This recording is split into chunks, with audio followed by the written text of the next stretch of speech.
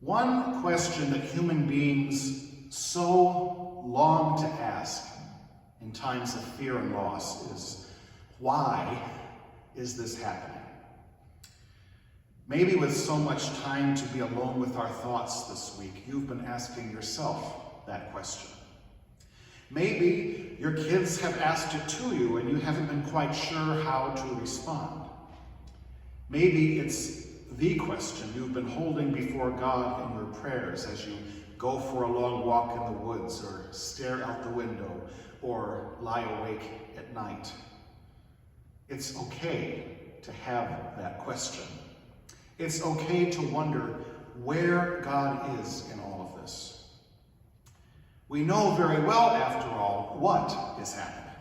We can read the news articles, we can listen to the doctors and scientists and public officials to get the facts, the statistics, the instructions on what to do and not to do during this unprecedented time.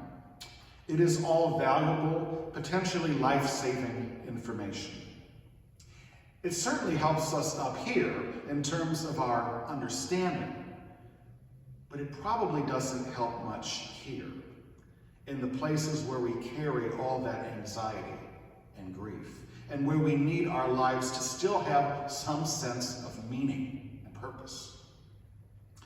While questions of why may seem to some people like idle speculation, secondary in importance to all the medical research and clinical trials taking place, the way we answer the question of why something is happening actually has great importance for how we see one another in a time of crisis, how we listen to and speak to, as well as speak about one another. It is a question that tests the bonds of our common humanity. In our gospel today, we are met with a man who lived with blindness from his birth. And the question the disciples ask Jesus is very revealing. They ask, "Rabbi, who sinned? This man or his parents, that he was born this way? Who sinned?"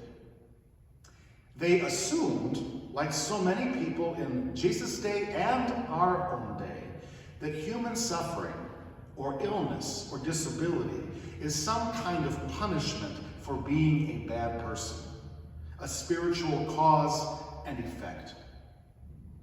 It's why such people were so often shunned and isolated from their communities in Jesus' day. If you had a chronic physical ailment, you were not quarantined simply out of the precaution of other people being infected. You were quarantined because you must have done something shameful to bring that upon yourself. It's as if you as an individual were identified with your disease. All of the fear associated with it was transferred on to you. Being cruel or indifferent to you was okay because you and the disease were essentially the same thing. You were not a person living with leprosy, as we might say today. You were a leper.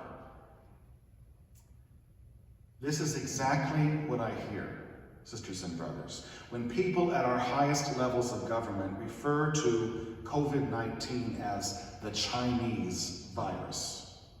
And when I read about people of Asian descent being verbally and sometimes even physically assaulted because they have been identified with this illness, it reminds me of when HIV was cruelly and incorrectly referred to as the gay plague in the 1980s. It's easy to want a scapegoat for this and every problem, to say, this is your fault, in order to absolve one's own self from any responsibility or blame. It's easy to default into tribalism and let fear and prejudice turn our neighbor into our enemy, as if molecular viruses care one bit about what you look like or what country you come from. But Jesus shows us another way of answering the question, why is this happening? He makes it very clear that neither this man nor his parents sinned, and goes on to say that somehow, in the midst of all of this, God's works are going to be revealed in him. Not only is he not the problem, not only is he not someone who deserves to be blamed and demonized by society, not only is he not someone to be afraid of, he, the blind man, is the person in whom God's glory is going to be shown. He is going to be the vessel. Just like David, the 8th oldest, shortest, and most unlikely successor to the throne, was anointed king in our first reading. This man's blindness is actually going to help other people see and believe. We see this happening all around us right now in the positive and loving ways that humanity is responding to the coronavirus. I spoke to Deb Wilson the other day, who was a lead nurse at Spalding Hospital in Charlestown. I asked her how she was doing, and her response, as she choked back tears, was, "It's bad." She shared what she's seeing on the ground, the heartbreaking decisions that have to be made, the physical and emotional exhaustion she and all her colleagues are experiencing. But she also said how proud and inspired she was at how her team was coming together, relying on each other and supporting one another in a way that truly felt like God was at work. I see the work being done in our local soup kitchens, food pantries, and shelters, where staff and volunteers are continuing to show up and work 12, 14-hour days to make sure that none of our neighbors goes hungry. I see people taking up collections for restaurant servers, buying gift certificates for small businesses, offering to go grocery shopping for their elderly neighbors who are afraid to go out. I see our own amazing congregational leaders showing up, making extra time to be in virtual conversation, caring deeply about this church when they all have plenty in their own lives to worry about, checking up even on me. And I see God in all of that. Now, none of this means that God created the coronavirus so we could learn how to be kind to one another. Not everything has an easy answer or any answer as to why it happened. Some things just are, and we don't need to do theological gymnastics to wrench a spiritual meaning out of them. But I do believe that it is in times of crisis that God's power to heal and save is seen most clearly. It's not when we are comfortable that the cross of Jesus Christ makes sense to us. It's when we are bearing the weight of it ourselves and we see God right there with us in the trenches, holding us up when we are about to fall. As I said in my reflection Wednesday night, Jesus is not off in a heavenly quarantine somewhere. He is the patient who is suffering, the nurse who is exhausted, the grocery store clerk who can't go home, the parent trying to comfort their restless child.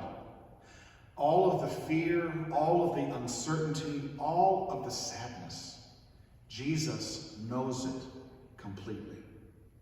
He has taken it all upon himself. As our leader and our Lord, he has made it his responsibility so that we can run to him and trust him and know that we are not in this alone. And in the loving words and deeds that we give and receive, his love is made known to us, takes flesh in us, is really and truly present for us, just as it is at this table. The real miracle of this story, I think, is not that the man born blind received his sight. A miracle is not just a positive outcome in what feels like a hopeless situation. A miracle is when God does something that is outside of what is thought to be an unchangeable law of the universe. And in this story, Jesus shows us that what many people thought to be such a law, that bad things happen to bad people, that human suffering is God's punishment for our sin, that people who are different from us should be scapegoated for our problems, that law is forever broken.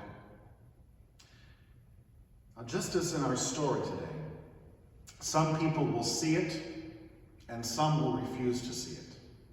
Some will change their ways, and others will continue their shunning and blaming. But for those who do see, it will feel like it did to another man who wrote a famous hymn based on this story some years ago. A man who had his own heart opened up about his fellow neighbor and changed his mind about slavery. A man who had the courage and humility to say, "Amazing grace, how sweet the sound that saved a wretch like me. I once was lost, but now am found, was blind, but now I see." May we see, in the midst of this crisis, the steady, loving, and faithful presence of God, opening our eyes to the truth about our world and about each other, bringing about hope and new life where it feels like there is only pain and loss. May our present circumstances not be seen as a curse meant to hurt us, but as an invitation to a brand new way of seeing and living. May God draw us out of our fear into a place of quiet confidence and eventually action, so that we can build the world we know is needed to care for our neighbors in need once all this passes.